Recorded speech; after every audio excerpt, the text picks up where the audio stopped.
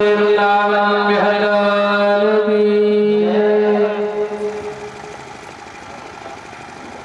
श्री राधे राधे राधे राधे श्याम श्री राधे राधे राधे राधे श्री राधे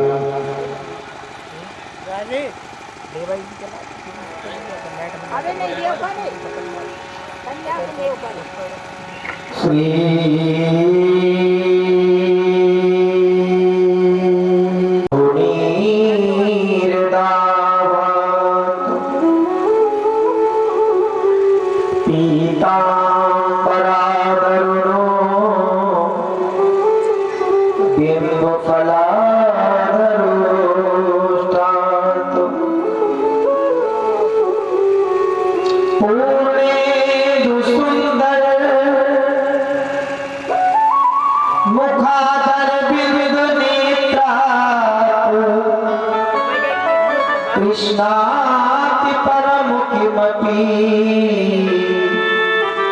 तत्त्वमहं न जाने। सब द्वारिणी तू छाड़ के मैं आयो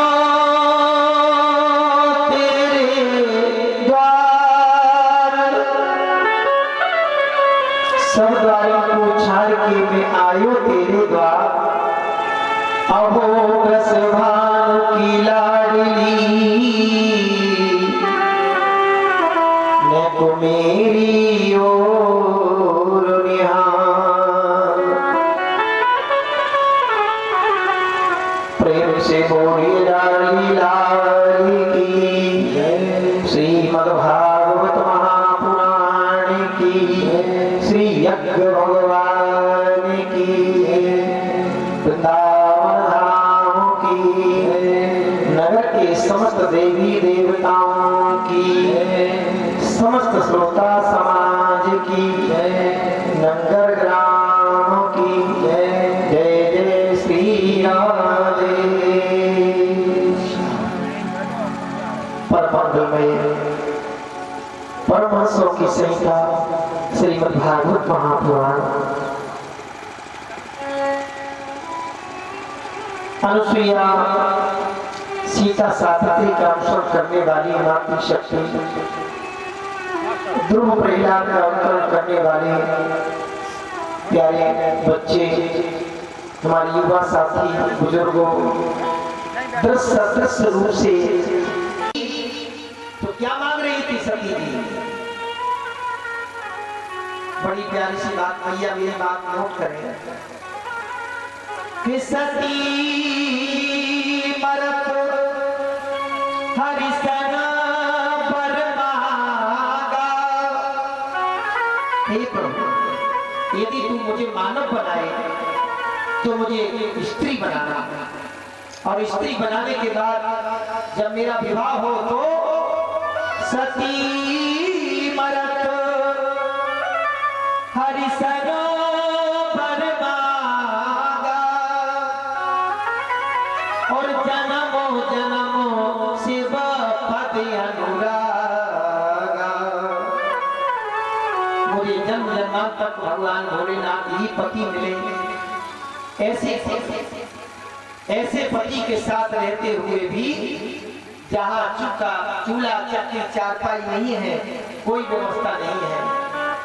जब भगवान भोलेनाथ की शादी हुई ना तो मैया सबसे पहले क्या देखती, दूल्हा कैसा है। अच्छा दूल्हा जरा देख ले मैया तो लगी नहीं लगती पड़ोस का है, बहन का है, या किसी हमारे चाचा के घर में बारात आई है तो कहेंगी थोड़ी नाक मोटी सी है, ठीक रहेगी, पतला सा कमजोर बहुत, अच्छे घर का नहीं लग रहा, बारात भी कोई खास ठीक नहीं आई। भैया पहले जरूर टोक दें और देख करके मन में नहीं रखेगी, बगल वाली से जरूर एक दो महाराज ऐसा करके कहेंगे दूल्हा ठीक है। भगवान भोलेनाथ की बारात गई कि वह दो लाएंगे सुना रहा हूँ। दो चार मैया खड़ी हो गई, भगवान भोलेनाथ को देखा नंगे धड़ंगे सर्पों के मोर बंधे हुए हैं, भस्मी शरीर पर लगी हुई है, नंदी पर बैठी पीछे को मुंह करे नंदी आगे जा रहा, भगवान भोलेनाथ पीछे को बैठे हैं। तो इस प्रकार का दूल्हा देख करके क्या कहती सखी, आई निहार सखी गिरजा को सैया, और जैसी है पार्वती तैसो बरनैया। बेटी की उम्र तो ठीक नहीं है, बिच्छू ततैया लगे हुए, ऊपर सर्पों के आभूषण पहने हैं, छोटे छोटे से बिच्छू कानों में पहने हुए हैं, बिच्छुओं में बिच्छू लगा करके एक माला पहने हुए हैं, कम से कम छोटे छोटे से सांप, 0 साइज के छोटे छोटे से बहुत सारे सांप इकट्ठे करके भगवान ने एक बड़े से सर्प की गांठ लगा दी और बोले भाई दूल्हा को मुकुट तो चाहिए, मोड़ तो चाहिए। तो भगवान भोलेनाथ ने बालों में लेकर के 0 साइज के जो सर्प थे ना छोटे छोटे, उनको गांठ लगा करके ऊपर बांध लिए, ऐसा मोर बन गया बढ़िया अच्छे से। कान में कुंडल पहली बिच्छुओं के, और बराती जो देवलोक के बराती थे ना, तो दूल्हा से दूर चलने लगे। बर अनुहार बरात न भाई, ऐसा अब जब बारात अलग चल रही है, भगवान विष्णु की जमात अलग, इंद्र की जमात अलग, और दूल्हा जैसा हो बारात भी वैसी हो। इतने इंटरनेशनल भूत आए, अमेरिकन भूत, पंजाबी भूत, केवल आवाज लगा दी भूतों की आवाज में। भूतनियां तो कई दिनों से डांस करने की प्रैक्टिस कर रही थी, भूत भी कर रहे थे। ऐसी बारात भगवान भोलेनाथ की जो पिता के दरवाजे पहुंची, महाराज जैसी बारात जीवन में पहली बार आई है। काऊ के तो 4 मुंह लगे, काऊ के एक भी मुंह नहीं है। काऊ के 5-7 हाथ लगे, किसी के एक भी हाथ नहीं है। अच्छा चलो बिना हाथ के चल जाए, बिना पैर के चल जाए, भोजन तो मुंह से ही होगा। बारात के लिए पत्तल डालो, पत्तल परोसो, पत्तल डालो, सब्जी सब्जी सब्जी सब्जी, पत्तल पत्तल, पत्तल परोसने वाला आया, पता चला एक आदमी ऐसा बैठा बाकी मुंह नहीं है, और वो चार देख के डाल किस तरफ डालना इसकी, बिना मुंह का है वो समझ जाए वो मुखहीन विपुल मुख का हो। अब 2-4 सेवक दौड़ते आए, महाराज से बोले महाराज चलो थोड़ा सा जलवासी बड़ी गड़बड़ हो रही है। बोले तुम कहोगे बाराती भूखा चला गया, उसके मुंह नहीं है, उसको क्या खिला दो, कहां से खिला दो, उसकी पत्तल कहां डाल दे। भगवान भोलेनाथ का विवाह एक अपने आप में बहुत चर्चित विवाह है देवताओं में। तो आज भोली शंकर भगवान की भगवान भोलेनाथ ने कथा पर आइएगा, और उसी समय जटाम भगवान ने अपनी जटाओं की गांठ खोली और पता चला सती के निधन का, और उसी समय उठकर गंभीर नादो विसर्जिता हुई, और जटाओं को घुमा करके जैसे पृथ्वी पर पड़ता है, एक बहुत बड़ा वीरभद्र नाम का गण प्रकट हो गया है। विशाल शरीर लेकर के, काला कलुटा विशाल शरीर लिए हुए हंसने लगा, हा हा हा, कहता है हे भोलेनाथ आज्ञा दो। भगवान भोलेनाथ कहते जाओ दक्ष का यज्ञ में ध्वंस करके आओ, नंदी को ले जाओ, भूत प्रेतों की सेना ले जाओ। पलायन कर दिया महाराज दक्ष के यज्ञ के लिए। इधर स्वाहा स्वाहा चल रहा है, यज्ञशाला में सारे देवता, सारे ब्राह्मण और प्रागवंश पत्नी शाला तथा परे सबसे पहले यज्ञशाला को ही घेर लिया। कुंडेश्वर मूत्रयन मूत्रपात करके कुंडियों को बुझा दिया, लकड़ियां लेकर के जो रक्षक आए यज्ञ के उनकी पिटाई लगाई, किसी की दाढ़ी नोची, किसी के दांत तोड़े, किसी की आंखें फोड़ी, सारा यज्ञ में ध्वंस कर दिया। तो किसी ने पूछा ये भोले बाबा को यज्ञ में व्यवधान डालना अच्छा था? किसी के यज्ञ में धार्मिक अनुष्ठान में व्यवधान डालना? भोले बाबा कहती है तुम्हें पता नहीं है, ये तामसी यज्ञ था। ये कोई सात्विकी राजा कहते हैं किसी पर विजय प्राप्त करने के लिए राजसी यज्ञ होता है, सबकी मंगल कामना के लिए सात्विकी यज्ञ होता है, और अपनी प्रतिष्ठा बनाने के लिए तामसी यज्ञ होता है। ये सर्वे भवन्तु सुखना वाला यज्ञ नहीं था, ये तो राजा अपनी प्रतिष्ठा बनाना चाहता था। ऐसा ऐसा यज्ञ विध्वंस करने में भगवान बोले कि नाथ कहते कदापि कोई हर्ज नहीं है। यज्ञ को विध्वंस कर दिया है, पूषा के दांत तोड़ दिए हैं, चंद्रमा नाम के ब्राह्मण की आंखें फोड़ दी, प्रभु जी की दाढ़ी नोच ली, यज्ञ को तहस-नहस कर दिया है। हाहाकार मच गया है यज्ञशाला में। सारे देवता मिलकर के भगवान भोलेनाथ के पास गए हैं और भगवान भोलेनाथ के पास जाकर के निवेदन किया है, हे प्रभु, हे भगवान भोलेनाथ, हम सब शरण में आए हुए हैं, क्रोध को विचारो। देवी भागवत में लिखा है कि भगवान भोलेनाथ ने सती जी के उस जले हुए शरीर को लिया है। भैया इतना प्रेम सती जी के जले हुए शरीर को कंधे पर रख करके इतना तांडव किया है, ऐसा पृथ्वी का विचरण किया कि 52 स्थानों पर सती जी के अंग गिरे। कहीं नासिका गिरी, कहीं नेत्र गिरे, कहीं दांत गिरे, कहीं बाल गिरे, कहीं उंगलियां गिरी, कहीं पैर गिरे। इस प्रकार से 52 स्थानों में माँ भगवती की उपासना के 52 सिद्धपीठ बने, ऐसा देवी भागवत में लिखा हुआ है। बोली जगदम्बा मैया की। भगवान भोलेनाथ ने आज सती जी के माध्यम से 52 सिद्धपीठों के स्थलों का निर्माण किया है। एक कथा ऐसी भी आती है कि भगवान विष्णु ने कहा भगवान भोलेनाथ का क्रोध शांत नहीं होगा जब तक कि सती जी का अंग सुदृढ़ बना रहेगा। सुदर्शन चक्र से भगवान विष्णु ने अंगों के टुकड़े कर करके शरीर को नष्ट किया, तब जाकर के कहीं भगवान भोलेनाथ का क्रोध शांत हुआ है। बोली शंकर भगवान की। सारे देवता निवेदन कर रहे हैं भगवान भोलेनाथ के लिए बड़ा प्यारा सा भजन सभी तालियों की सेवा करते हुए गाएंगे। कैलाश के निवासी नमो बार बार ओम, नमो बार बार ओम, आयो शरण तिहारी भोले तार तारी ओम, आयो शरण तिहारी भोले तार तारी ओम। कैलाश के निवासी नमो बार बार ओम, नमो बार बार ओम,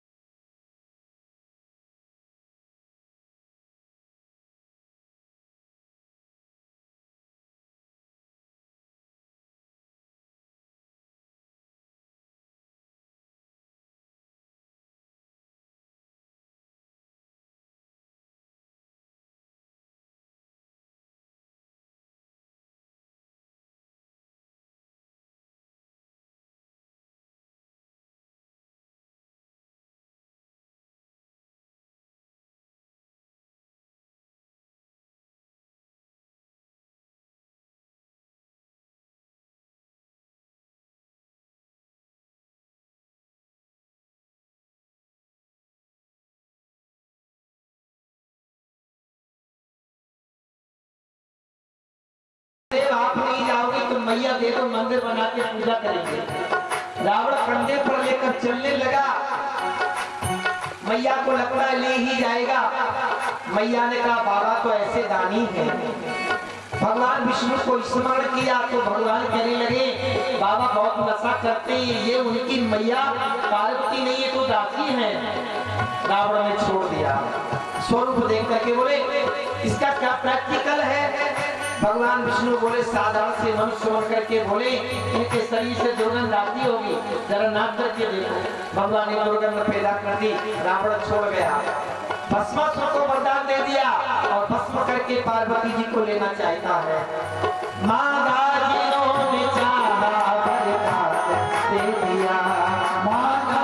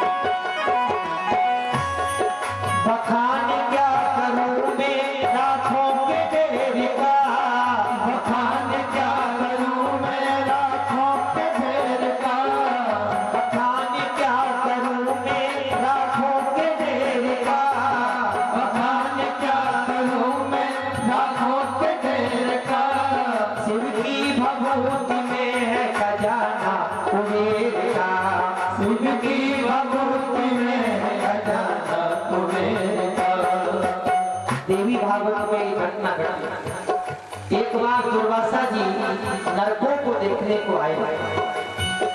नरकों में जो पापी पड़े थे, कुछ दिनों के पश्चात, उसी क्षण के पश्चात वो सब के सब स्वर्गवासी हो गए। धर्मराज ने पूछा, ये पापियों को कल्याण कैसे हुआ? पापियों से पूछा गया तो पापियों ने कहा, हम नहीं जानते। एक महात्मा जी आए, नरकों के कुंड में झांक झांक के देख रहे थे। उनके मस्तक पर चंदन लगा था, भस्मी का त्रिपुंड लगा था। वो त्रिपुंड झड़ करके हमारे शरीर को लगी और हम सबका कल्याण हो गया।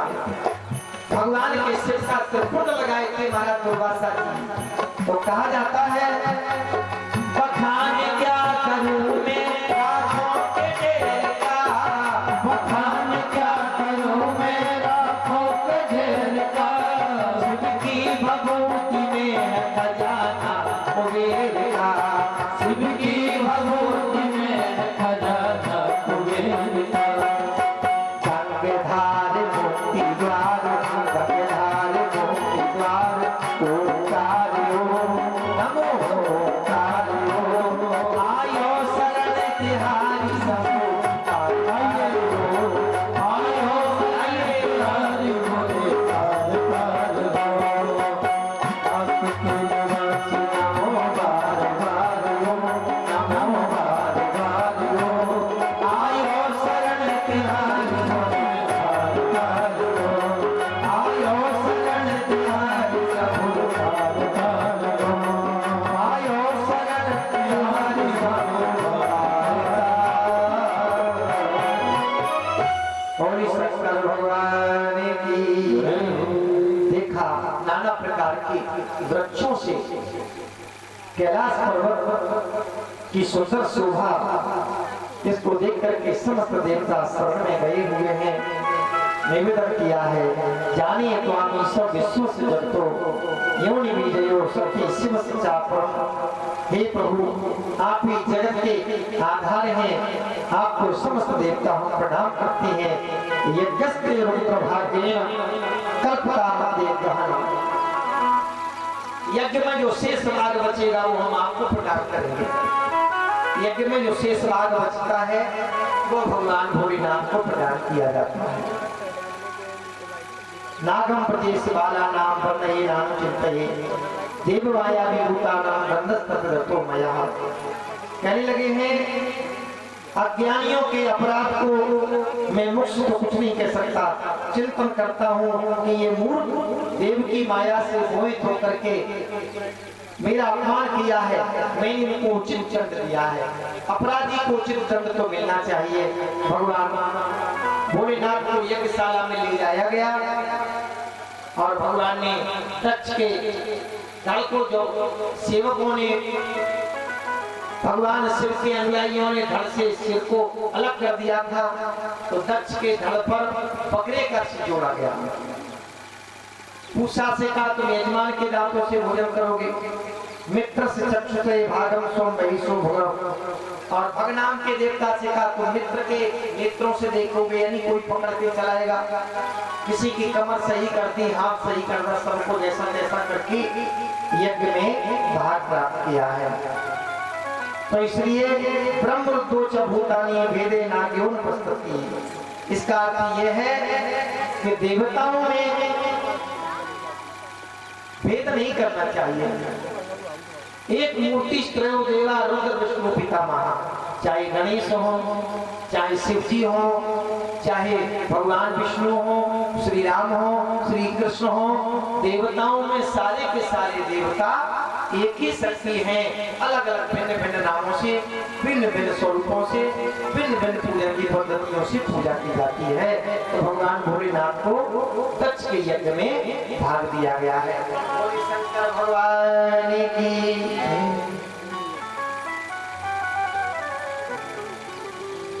जीवन में निराभिमानी बनो। दक्ष ने अभिमानवश उचित अनुचित का विचार नहीं किया, भगवान भोलेनाथ के प्रति अपशब्दों का प्रयोग किया है। हम कभी अपने मुंह से ऐसे शब्दों का प्रयोग न करें जो किसी के मन को दुखाने वाले हो, जो किसी के दिल को दुखाने वाले हो और एक कलह पैदा करने वाले हो। वाणी बड़ी अमोल है, बोली जाए तो बोल, ये तराजू तौल के मुख से बाहर बोल। बोलने के पहले हम शब्दों को भीतर तौल लें, हम जो कह रहे हैं वो सब उचित है कि अनुचित है। वचन बचते सदा प्यारा, कई लोग ऐसा बोलते हैं। अच्छा, जीव विज्ञान कहता है कि जिनकी जिह्वा बीच से चिरी होती है, जैसे सर्प होता है, गोहिरा होता है, और भी कई जानवर होते होंगे जिनकी जिह्वा बीच से चिरी होती है, उनमें सर्प में उनमें जहर बहुत पाया जाता है, वो सब जहरीले होते हैं, उनकी जिह्वा जहर बनती है। और हम ये कहते हैं कि कई लोगों की जिह्वा भले ही न चिरी हो पर जहर इतना रहता उसमें, बहुत जहर, मतलब बोलते समझ लो जहरी टपक रहा। जबकि सिद्धांत ये कहता, सूत्र है सत्यम ब्रुवात प्रियम ब्रुवात, सही बोलो, मीठा बोलो, कम बोलो, सीमित बोलो, ज्यादा मत बोलो। तो आज इदम पवित्रम परमेश्वरम, ये जो पवित्र चरित्र आपने श्रवण किया, आगे महाराज चतुर्थ स्कंदे दक्ष के यज्ञ में सर्वदेव करती स्तुति,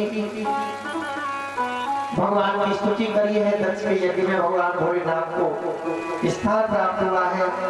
आगे चल के मनु जी के वंश में ही राजा उत्तानपाद हुए हैं, और उत्तानपाद की एक बेटा हुआ है जिसका नाम ध्रुव, भगवान का बड़ा परम भक्त हुआ है।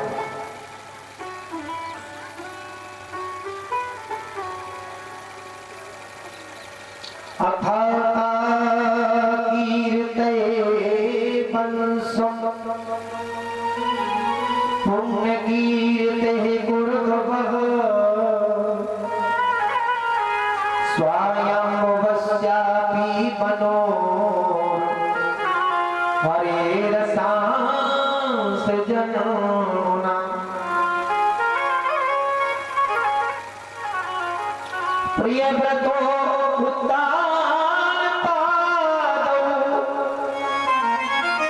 सतरूपापते सुतौ वासुदेवस्य कल्याण रक्षायाम जगता स्थितौ।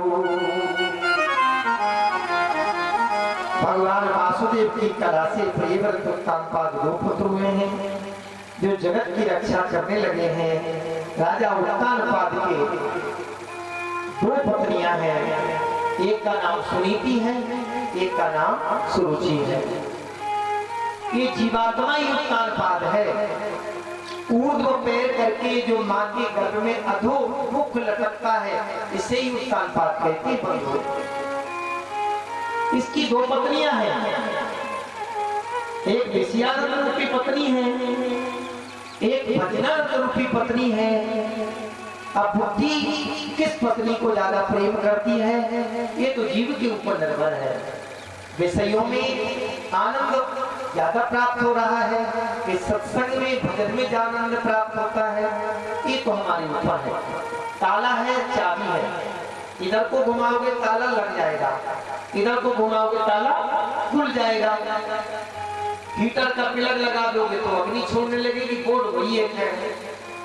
कूलर का प्लग लगा दोगे, एसी का प्लग लगा दोगे तो ठंडा करने लगेगी कमरे को। तो ये तो हमारे ऊपर है कि हम किस विषय को स्वीकार करते हैं। राजा उत्तानपाद विषयी राजा हो गया है, और जो अपनी सूची नाम की रानी को बहुत प्रेम करता है। इसकी एक बेटा है, एक उपेक्षित रानी है सुनीति, उसको ज्यादा प्रेम नहीं करता, उसके भी एक बेटा है। अब जब बेटा बड़ा हो गया सुनीति का, तो एक दिन वह बच्चों के साथ खेलने गया। देखो ये कथा बड़ी उपयोगी है। महाराज दशरथ जी भगवान श्री राम ज्यादातर केकई के भवन में ही उपलब्ध हो जाते हैं।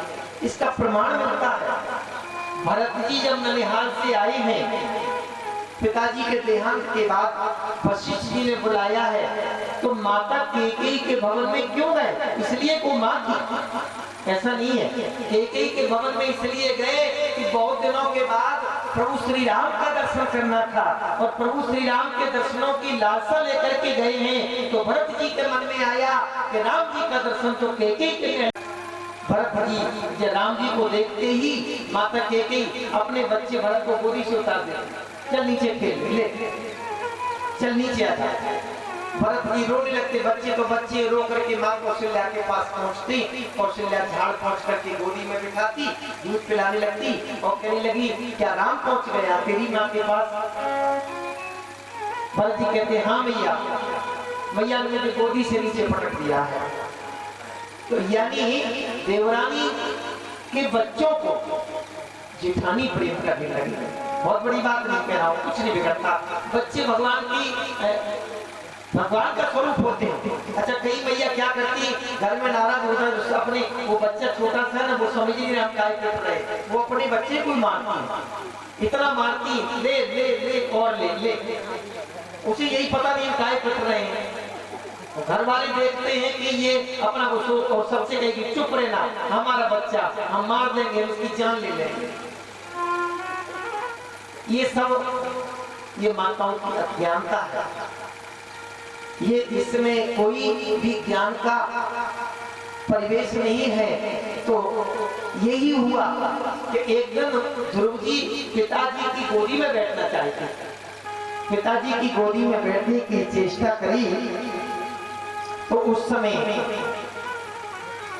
एक दासों से उत्तम अंकमारूप्य लालयन उत्तम नारुक्षम ध्रुवम राजा बेनंदन। राजा ने हाथ बढ़ाए ध्रुव जी को गोदी में लेने के लिए, धूल में सने थे, ज्यादा व्यवस्थाएं अच्छी नहीं थी, सुनीति की वस्त्र भी अच्छे नहीं थे। रानी ने हाथ पकड़ लिया, पिता की गोदी में बैठना चाहते हो? ध्रुव जी उन्हें से के स्वीकृति, जाओ भगवान का भजन करना, साधना करके आओ, तपस्या करना, अर्थात तपस्या करते करते मृत्यु को प्राप्त हो जाना। ध्रुव जी चुपचाप देख रहे हैं उसकी मुंह की तरफ, बड़ी बड़ी आंखें निकाल करके कह रही है, समझ रहे हो मेरी बात? जाओ यहाँ से, पहले तप करना, तब के बाद मृत्यु को प्राप्त होना, मृत्यु को प्राप्त होने के बाद मेरे पेट से जन्म लेना, मेरे पेट से जन्म लेकर के मेरा बालक बन करके आना, तब पिता की गोदी में बैठने की चेष्टा करना। जाओ चले जाओ यहाँ से। निकाल दिया, स्त्री के मोह में फंसा राजा कुछ नहीं बोला। आज ये धर्मात्मा, धर्म का अपमान हो गया, अनीति में फंसा हुआ राजा एक शब्द धर्म की रक्षा नहीं कर पाया। जैसे ही रोते हुए माँ के पास गए हैं और माँ से कहते हैं मैया मैं भगवान की तपस्या से जा रहा हूँ। मैया हंस पड़ी, तपस्या का नाम सुनते ही, अरे पुत्र ये किसने कह दिया तपस्या क्या होती है?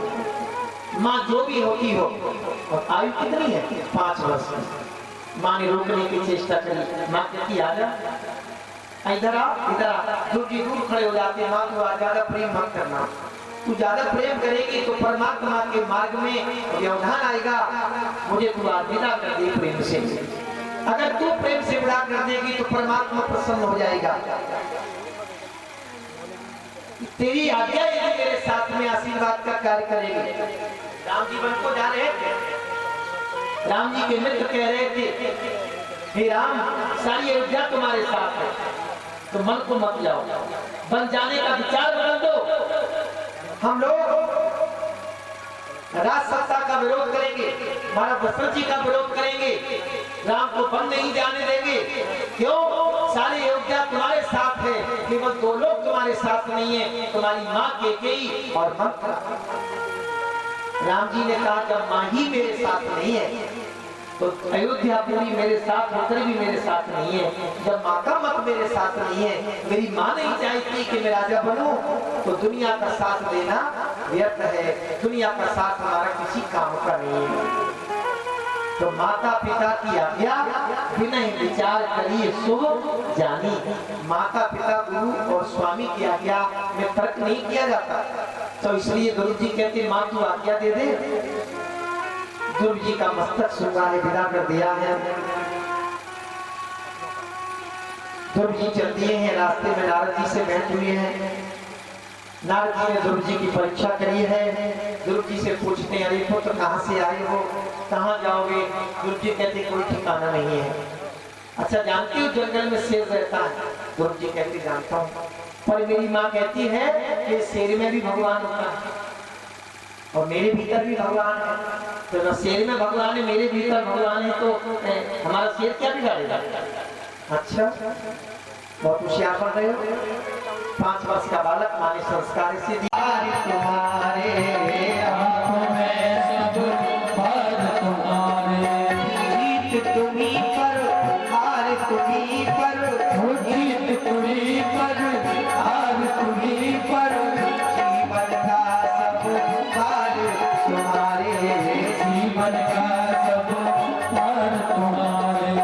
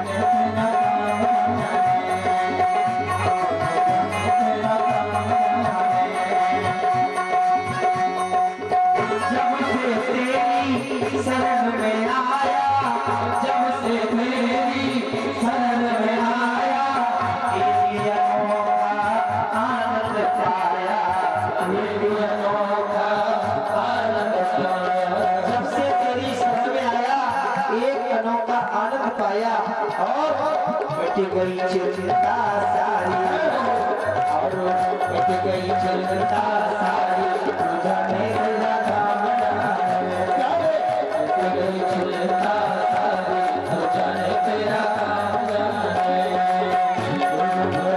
मेरी गाड़ी हो जाने तेरा काम जाने।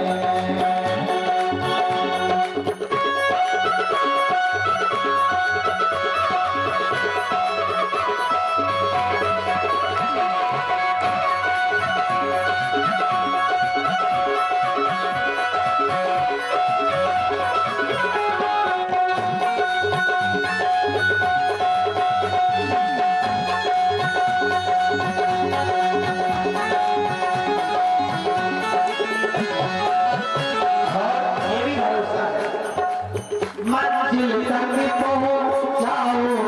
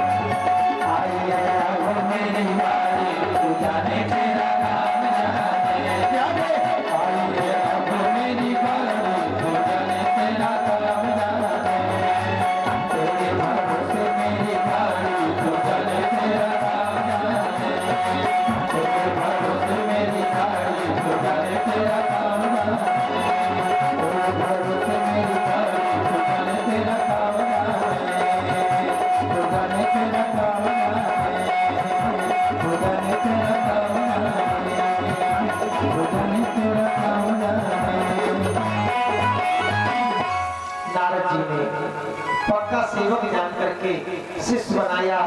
ध्रुव जी के कान में ओम नमो भगवते वासुदेवाय का मंत्र दिया। मन की शुभकामनाओं की पूर्ति सिद्धि है बंधुओं। मन में जो मंगल कामनाएं हैं उनकी पूर्ति हो जाए वही सिद्धि। भक्ति की आचरण करते करते भक्त हो जाना सिद्धि है। परमात्मा की प्राप्ति हो जाए तो भक्ति की सिद्धि है। आत्मानुभूति हो जाए तो ज्ञान की सिद्धि है। और मन की कामना पूर्ण हो जाए तो लौकिक सिद्धि है। समस्त सिद्धियों के प्राप्ति का साधन केवल एक परमात्मा का भजन है। भगवान भोजन में भक्ति यदि भोजन में प्रविष्ट हो जाए तो वो प्रसाद बन जाता है। यदि भक्ति व्रत में प्रविष्ट हो जाए तो व्रत बन जाता है। यदि भक्ति जल में प्रविष्ट हो जाए तो चरणों तक बन जाता है। तो आज ध्रुव जी से कहा है नारद जी ने, तत्तात गच्छ भद्रम या यमुना कथम शुचि पुण्यम मधुरम यत् प्रसादित्य नित्य दाहरे। यमुना जी के किनारे जाना और वहां ध्रुव जी पढ़े लिखे तो है नहीं,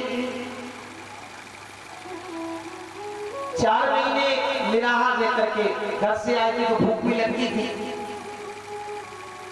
केप का फल, बेर के फल, तृणपत्र आदि, फिर वायु को भक्षण करके प्राणायाम जब रुक गया तो सारी त्रिलोकी का प्राणायाम रुक गया। सबकी सांस रुकने लगी। तो भगवान के पास सारे देवता भागते गए, ये क्या बला है महाराज। तो भगवान कहते हैं हमें अपने भक्त का दर्शन करने जाना है। दर्शन देने नहीं, दर्शन करने। दुनिया की सबसे छोटी आयु का भक्त 5 वर्ष का एकांत में बैठ करके मेरी साधना कर रहा है। भगवान आए हैं, शंख चक्र गदा पर धारण करके देख रहे हैं। पहले तो भीतर दिखाई दिए। ध्रुव जी को और आनंद आता रहा। ओम नमो भगवते वासुदेवाय का जाप करते रहे, आंख नहीं खोल रहे थे। ठाकुर जी ने विचार किया, भीतर से दृश्य होकर के सामने खड़े हो गए तो ध्रुव जी ने आंख खोल ली। विचार किया, वो अंदर दिख रही थी, वो प्रतिमा कहाँ है, तो वो प्रतिमा सामने खड़ी हुई है।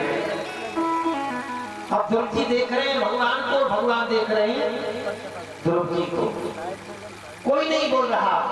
भगवान ने ध्रुव जी के कपोल से अपने शंख का स्पर्श किया। ठाकुर जी जिस पर कृपा करें, बड़े बड़े अनपढ़ इतने वेदांती हो जाए, बड़े बड़े ज्ञान की बातें करने लगे, भगवत कृपा जब पर हो जाए, संजीव शक्ति धरा सुधामना हन्यास प्राण नमो भगवते पुरुषाय तुभ्यम। अब तो महाराज ध्रुव जी में वंदना करने की सामर्थ्य हो गई। ऐसी वंदना की, बड़े बड़े पीएचडी, बड़े बड़े एमए, बड़े बड़े डीलिट वाले जो विशारद वो इतनी वंदना न कर पाए। कहते हैं प्रभु आपने मेरी शुद्ध सरस्वती को जागृत किया है और आपके उस स्पर्श का हमारे अंतःकरण में, हमारी अंतड़ियों में, हमारे नसों में वो सामर्थ्य हो गई है कि मुझे नहीं लग रहा कि अब मैं 5 वर्ष का हूँ। ये वो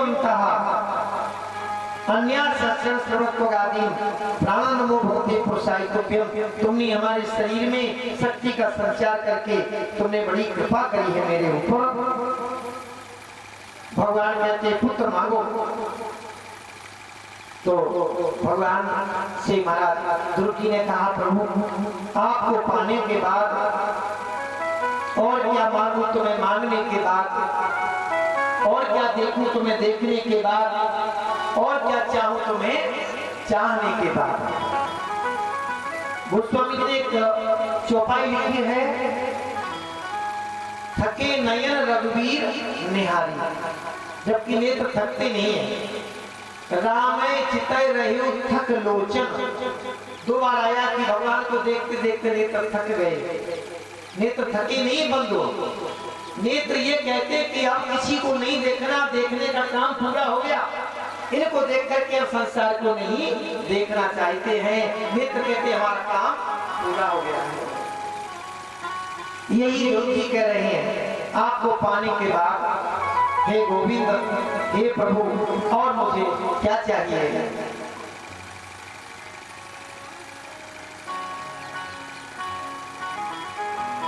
जहाँ नाथ रखी लोगे वहाँ मैं चलूंगा, जहाँ ले चलोगे वहाँ मैं चलूंगा, जहाँ ले चलोगे वहाँ मैं चलूंगा। जहाँ रात रख लोगे, जहाँ रात रख लोगे वहाँ मैं रहूंगा, जहाँ ले चलोगे वहाँ मैं चलूंगा, जहाँ ले चलो सभी गाएंगे वहाँ मैं चलूंगा।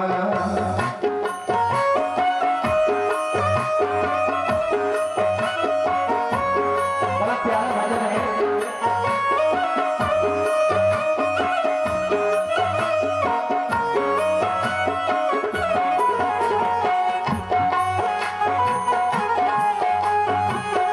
मस्ती से गाइए।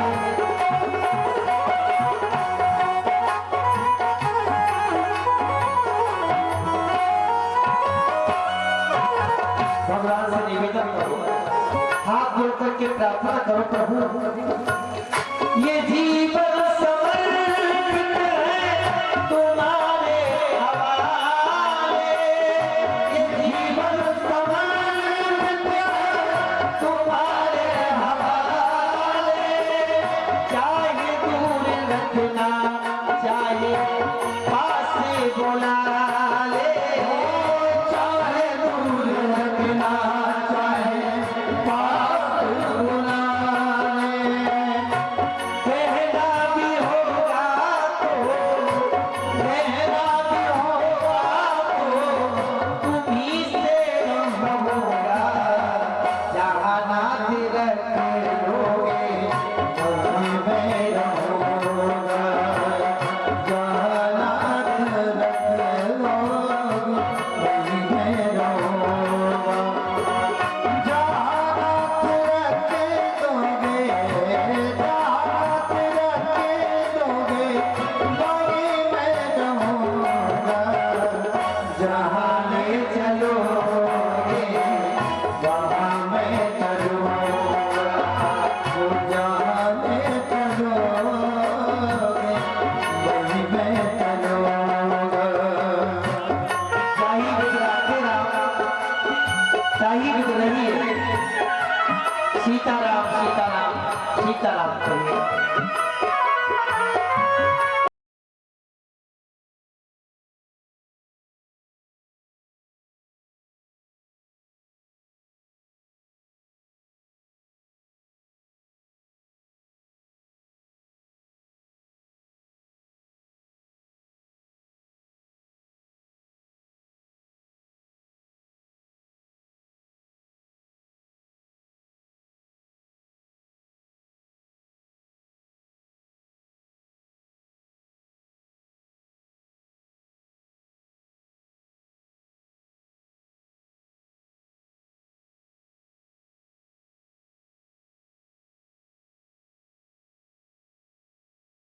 भगवत भगवान की है आरती, पापियों को पाप से हटाती थी। भगवत भगवान